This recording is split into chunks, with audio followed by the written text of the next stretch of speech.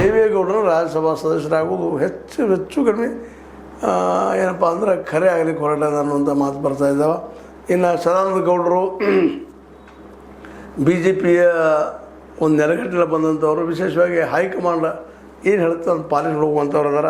ಅದನ್ನು ವಿರೋಧಿಸಂಥವ್ರು ಅವರಲ್ಲ, ಅವ್ರ ಸ್ವಭಾವ ಅಂಥದ್ದಲ್ಲ ಅನ್ನುವಂಥದ್ದು. ಯಾಕೆ ಅವ್ರಿಗೂ ದೊಡ್ಡ ಸಂಘಟನೆ ಇಲ್ಲ. ಸಂಘಟನೆ ಅಂದರೆ RSS, ಸಂಘಟನೆ ಅಂದರೆ BJP, ಅದ್ಬಿಟ್ಟು ಮತ್ತೊಂದಿಲ್ಲ. ಅದನ್ನು ಕಳ್ಕೊಳ್ಳೋದಕ್ಕೆ ಅವ್ರು ಇಷ್ಟನೂ ಪಡೋದಿಲ್ಲ.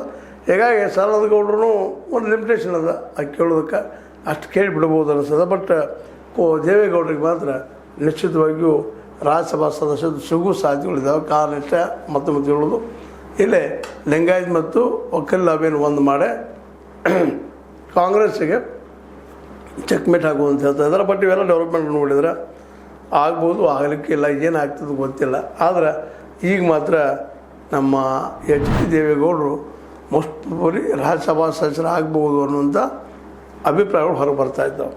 ಅಂದರೆ ಒಟ್ಟಾರೆಯಾಗಿ ಇವತ್ತು ರಾಜ್ಯದಲ್ಲೇ ಈ ಹೊಸ ದಾಳ ರಾಹುಲ್ ಗಾಂಧಿಯವರು ಹಾಕಿದ್ರಿಂದಾಗಿ ಎಲ್ಲನೂ ಕ್ಯಾಲ್ಕುಲೇಷನ್, ಮಿಸ್ಕ್ಯಾಲ್ಕುಲೇಷನು ಮತ್ತೆ ಕ್ಯಾಲ್ಕುಲೇಷನ್ ಆಗಲಿಕ್ಕೆ ಹತ್ತಿದ್ದಾವೆ. ನೋಡೋದು ಯಾವ ರೂಪ ಪಡಿಬೋದು ಅಂತೇಳಿ.